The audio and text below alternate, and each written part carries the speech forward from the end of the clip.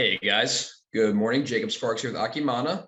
As you know, Akemona is the first SEC approved crowdfunding platform that tokenizes business. Today we're sitting down with Mike Diddleman.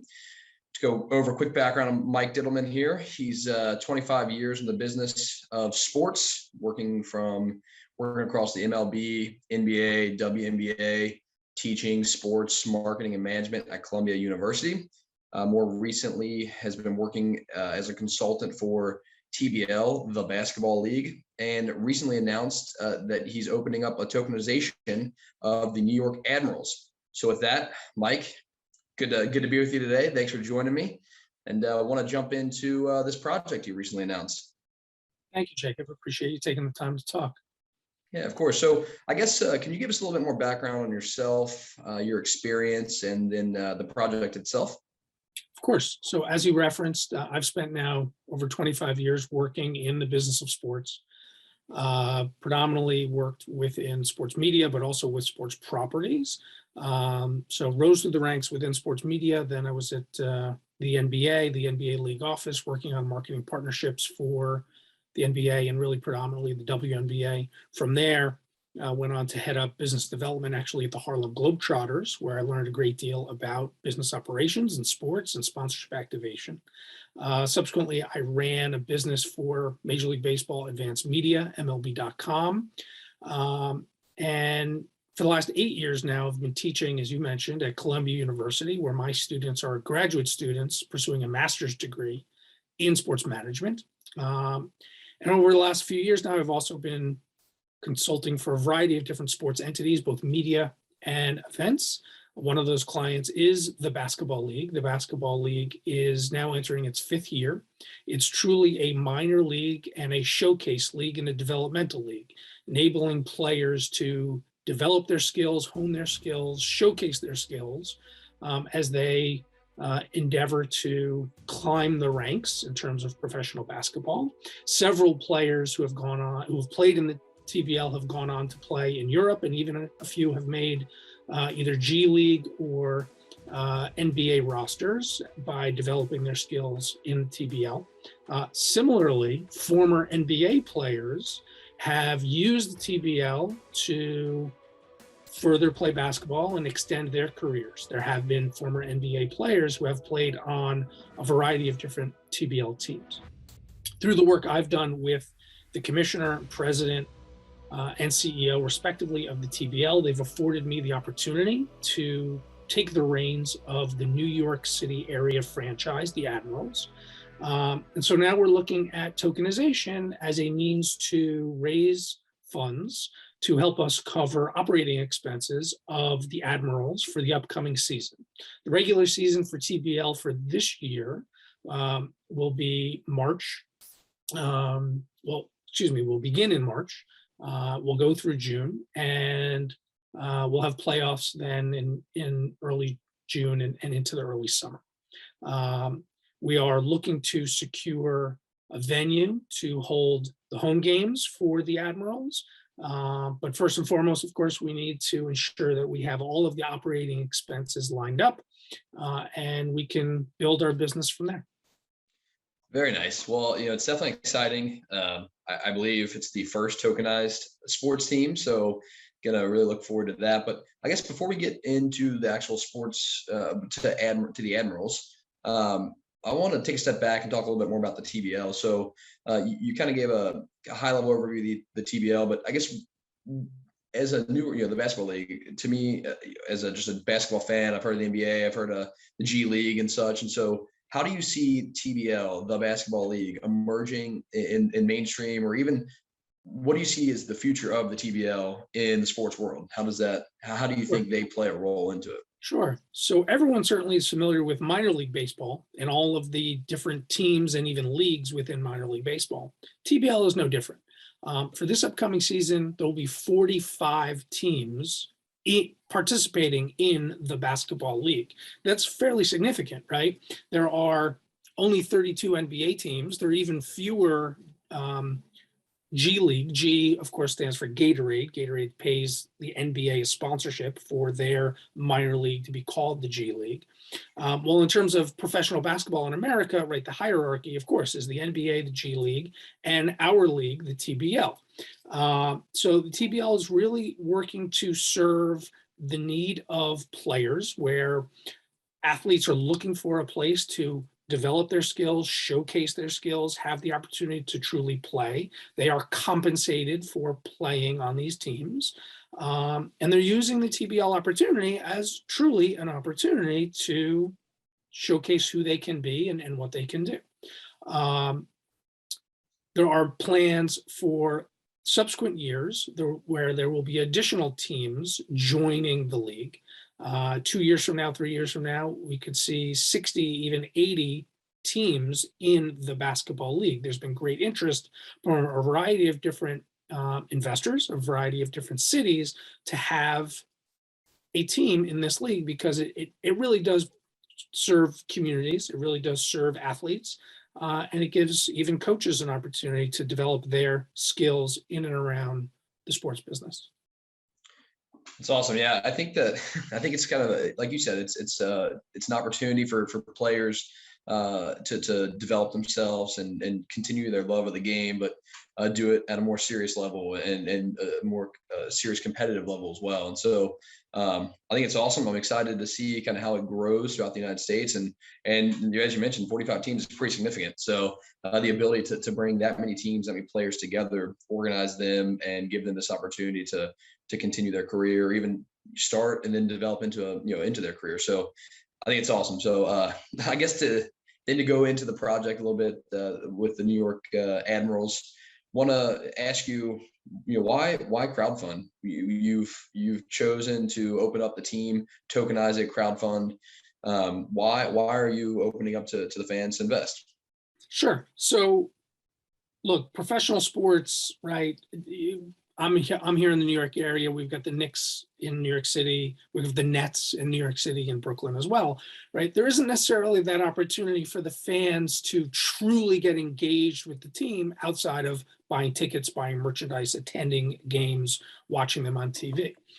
By doing a tokenization program, you're giving fans or sports investors the opportunity to truly get involved with the team, where there are benefits to the fan and or the investor, whereby we can involve the fan and the investor in business decision making, in player personnel decision making, in VIP experiences at practices, at games, at special events run by the league, things like that. So look, minor league sports is oftentimes less about the talent on the court in basketball or on the field in baseball, and more about fun, family, affordable entertainment, right? Think about minor league baseball. With TBL, there's that same kind of approach for the fan, where at halftime, there could be a kids game, there could be a kids shooting contest. Many of the teams in TBL have cheerleaders, men and women who are cheerleaders, and dance crews, men and women. So it's really about that community engagement. So here's an opportunity through tokenization where we can truly create a lot of excitement and build a groundswell, because on a summer night, it can be a lot of fun, right? Kids can run the bases, you can play in the outfield, there are fireworks, whatever the case may be. I said earlier, be involved in decision making. The investors, those who are holding a token, could be involved where they get to decide who the starting lineup is. Here's our roster of players of 8, 10, 12 players. Okay, token holders, you get to decide, you get to participate on who are the starting 5 going to be, right? Those kinds of things. You're a token holder. We're going to put you on the court at halftime, and you get to participate in the foul shooting 3-point contest, or shoot the ball from half court, and it's just a lot of fun. Now, certainly it is a business, and we're striving to make it a profitable business. We're going to work to generate revenue through sponsorship sales, ticket sales, merchandise sales, concessions, just like any other sports business. We're looking at our efforts a little bit differently through tokenization as a means for truly engaging community.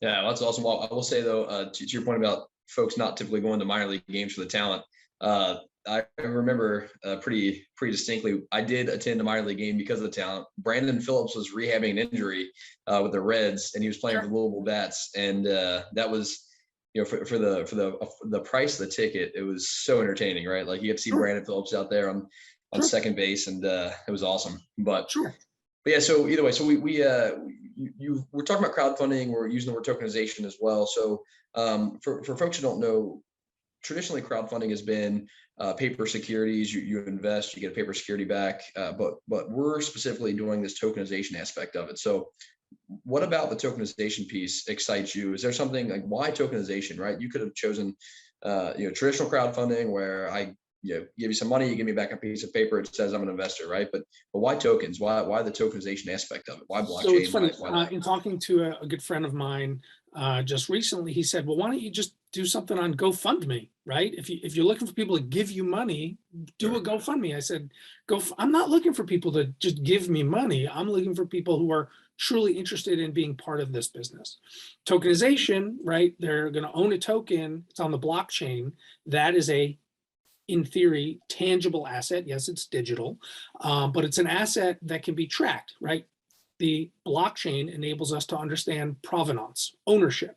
So I invest, I hold the token, it has value, right? Other people may want it. I am free to trade that token with others. It's on the blockchain, so meaning that it's truly tracked who holds it and who has held it previously, and the value of it when it was held by those individuals. So that's why I really like this. Nice. Okay. Yeah, excites us too, obviously.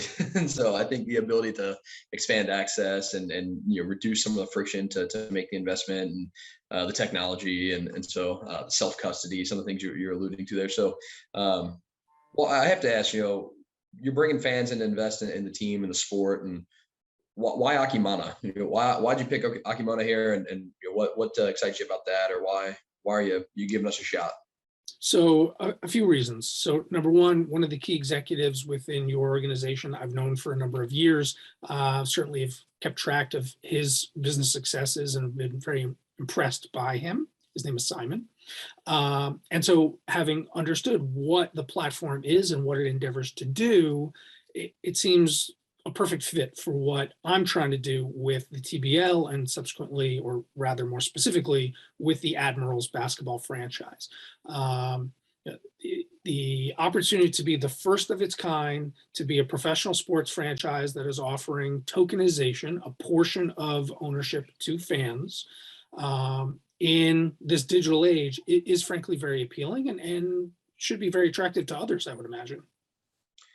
Yeah, no, I would agree. I think, yeah, the fact this is the first professional sports franchise tokenizing, it's definitely monumental, right? Going to be historic, and hopefully opens the gates to future endeavors like this in the future. So I guess just more broadly, with someone with your long history and experience in the sports world, professor, you teach sports management and marketing at Columbia University, with someone with your knowledge of this industry, I hate to call it an industry, but this industry, right? How do you see tokenization and crowdfunding potentially changing or revolutionizing the sports industry moving forward, whether it be raising money for a team or how fans engage? Like, how do you see this as being something that could potentially pivot and change how we interact and view sports and I guess invest in sports moving forward? I mean, what do you see the future of that being? So there's already been a sea change, if you will, and a total paradigm shift within sports using technology and collectibles. We've seen NFTs, companies like Dapper Labs with their NBA Top Shot, where Dapper Labs is a partner, a licensee of the NBA, creating a digital product that is available for consumers to buy, but in actuality, it's really an investment in a digital file, a digital item, if you will. That's the NBA Top Shot. NFT, the non-fungible token, right? That's what it is. There's one of a kind. It's unique, and only one person can own it. on the blockchain. I mentioned earlier about the tokenization here, whereby we know who owns it and we know the value of it at any given time, right? Compared to back when a Honus Wagner trading card, right, was found in somebody's attic. Well, we don't know who owned it when, we don't know the value of it. How do we compare it to other Honus Wagner collectible baseball cards that are available? We don't know. So we've already seen this kind of change with items and collectibles on the blockchain, and NFTs are becoming more and more popular within sports, where athletes and entertainers are now venturing into the NFT space. Major League Baseball, the NBA, several other leagues have licensed and partnered with companies to create NFTs, offering those digital collectibles to fans and collectors alike. So as we look at what sports teams are doing, where they want to find more ways to, let's say, leverage the lifetime value of being a fan, right? How does a team or even a league monetize consumers being a fan of their entity? Tokenization will become, and we're seeing it becoming, a larger and larger part of the whole business universe within sports. There are teams that are looking at how do they raise capital for new ventures, whether it's building a new arena, or even in the sponsorship space. How can they get a brand to pay them money in a category that becomes exclusive to that partner, where it could be a new line of business and a new opportunity for that team or league. So there's a lot going on, and it'll continue to grow. All right. Well, I think you've addressed kind of both sides of the coin, right? So the token, the business decision aspect of it from a sports team or league, the ability to monetize that lifetime value of the fan, the ability to engage with their fans, draw deeper ties with them. But then from the fan aspect of it, the enthusiast and who sits in the stadium and watches their favorite players, their favorite teams, the ability to be a part owner or make those types of decisions, or instead of buying $100 jersey for my favorite player, let me buy a piece of the action, right? And just there's a pride aspect of it. There's the ability to and even I think that historically too, sports teams and sports industry has been such a booming business throughout the years, that historically has been exclusive to kind of high dollar investments, right? Like a normal Joe, a normal fan like myself wouldn't be able to participate in the success outside of just winning of my favorite team, so Right. the ability now to buy a piece of that action and fractional ownership. The fractional Right. ownership casts a wider net, meaning there are many more people who can afford a much smaller investment opportunity than there are who can afford the much larger dollar amount investment opportunity. Right. Yeah, that's exciting. So, well, I guess any predictions on the upcoming season, TBL? Any thoughts on that, or Too who's early going to to take tell. who's Too going to early cut to the tell. net?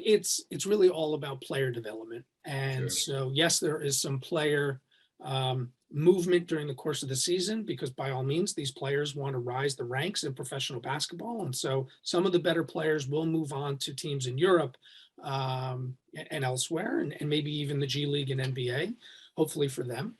And so oftentimes, right, it's the teams who have the best roster as the playoffs come around, not who necessarily had the best success during the regular season in the Sure. TBL. Not different than any other minor league team, by the way.